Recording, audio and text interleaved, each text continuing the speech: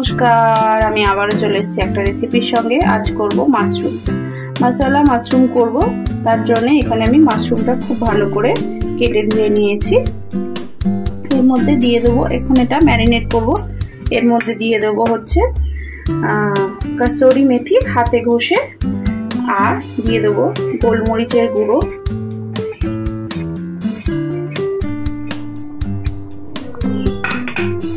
খুব সামান্য হলুদ,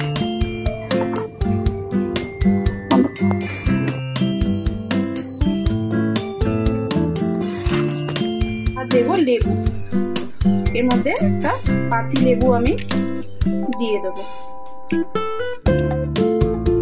দিয়ে দিয়েছি মাঝারি সাইজের একটা পাতি লেবু। এবার এটা খুব ভালো করে আমি মেখে সাইডে রেখে দেবো। তো চলুন খুব ভালো করে এটা মেখে নিয়ে আর আসছি। ভালো করে মাশরুমটা মেখে নিয়েছি। এবার এটা 10 মিনিট রেস্টে রাখবো। চলুন 10 মিনিট পর আবারও আসছি। প্যানে তেল বসিয়ে দিয়েছি, আর এখানে দিয়ে দেবো ফোড়ন। ফোড়নে দেওয়ার জন্য আমি নিয়েছি গোটা জিরে, গোটা গরম মশলা, লবঙ্গ, এলাচ আর দারচিনি। এটা আমি ফোড়ন দিয়ে দেবো। তো ফোড়নটা একটু ভাজা হয়ে যাক, আসছি গিয়েছে। এর মধ্যে দিয়ে দেবো একদম ফাইন চপ একদম পেঁয়াজ।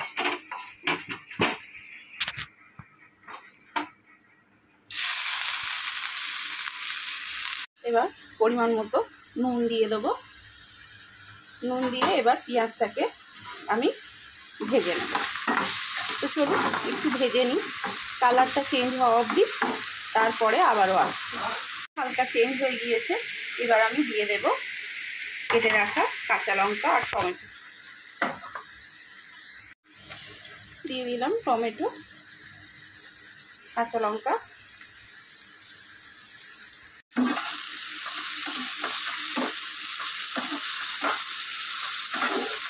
টমেটোটা দেওয়ার পর একটু চাপা দিয়ে দেবো। গ্যাসটা আস্তে দিয়ে আর একটু চাপা দিয়ে দেবো।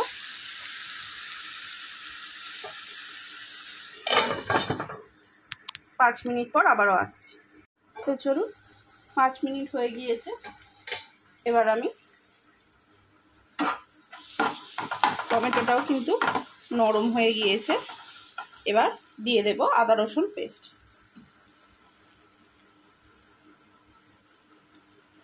এক টেবিল চামচ আদা রসুন পেস্ট আমি দিয়ে দিলাম। আদা রসুন পেস্ট দিয়েও একটুখানি কষিয়ে নেব। তো চলুন কষিয়ে নিই। আদা রসুন দিয়ে খুব ভালো করে আমি কষিয়ে নিয়েছি। এবার দিয়ে দেবো 1 চামচ বাটার, 1 টিস্পুন বাটার আমি দিয়ে দিলাম। বাটারটা চাইলে আপনারা নাও দিতে পারেন, কিন্তু বাটারটা দিলে একটা ফ্লেভারটা খুব সুন্দর আসে।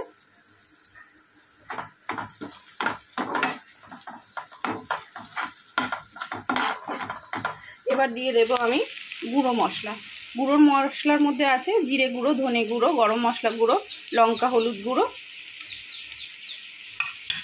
সামান্য একটু জল আমি অ্যাড করে দেবো। দিয়ে আবারও কিছুটা সময় কষিয়ে নেব। মশলা থেকে খুব ভালো করে তেল ছেড়ে গিয়েছে। এবার দিয়ে দেবো 1 টেবিল চামচ আমি সাদা তিল বেটে নিয়েছিলাম, সেটা। এটা দিয়েও আবার কিছুটা সময় কষিয়ে নেব। তো চলুন আবার একটু কষিয়ে নিয়ে তেল ছাড়া অবধি আসছি। ভালো করে কষিয়ে নিয়েছি, দেখুন তেলও ছেড়ে দিয়েছে মশলা থেকে। এবার আমি ম্যারিনেট করা মাশরুমটা দিয়ে দেবো।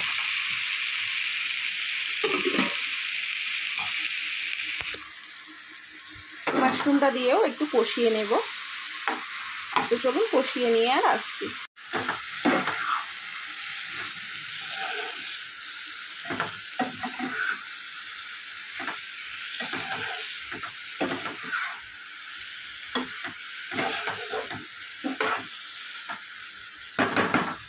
খুব ভালো করে মশলাটা মিক্স করে দিয়েছি মাশরুমের সঙ্গে। এবার ঢাকনা দিয়ে কিছুক্ষণ হতে দেবো। দেখুন মাশরুম থেকে কিন্তু অনেকটা জল বেরিয়েছে। এই জলেই মাশরুমটা পুরো রান্না হয়ে যাবে।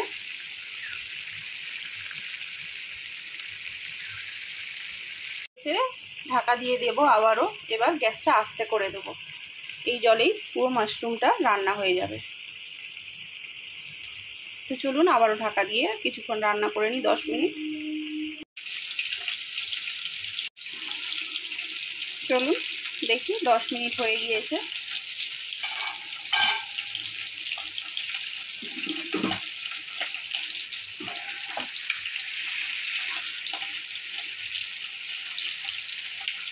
মাশরুমটাও কিন্তু খুব ভালো করে সিদ্ধ হয়ে গিয়েছে। এই যে দেখুন,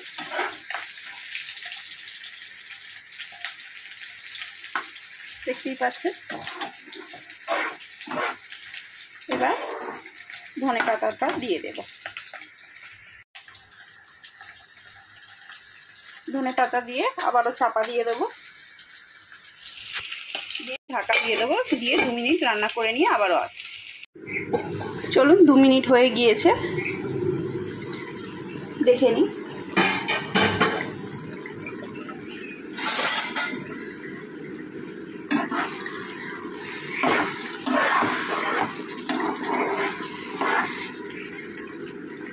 সিদ্ধ হয়ে গিয়েছে কিন্তু ভেঙে যায়নি, চাঙ্কি ভাবটা রয়ে গিয়েছে। তো চলুন একদম রেডি, এবার নামিয়ে নিয়ে আর আসছি। তো তৈরি হয়ে গিয়েছে আমার মশালা মাশরুম। রেসিপিটা যদি ভালো লেগে থাকে অবশ্যই লাইক, শেয়ার অ্যান্ড সাবস্ক্রাইব করবেন, আর রেসিপি সম্পর্কে কিছু জানার থাকলে অবশ্যই কমেন্ট করবেন। তো চলুন আজকের মতো টাটা, দেখা হবে অন্য কোনো দিন অন্য কোনো রেসিপির সঙ্গে।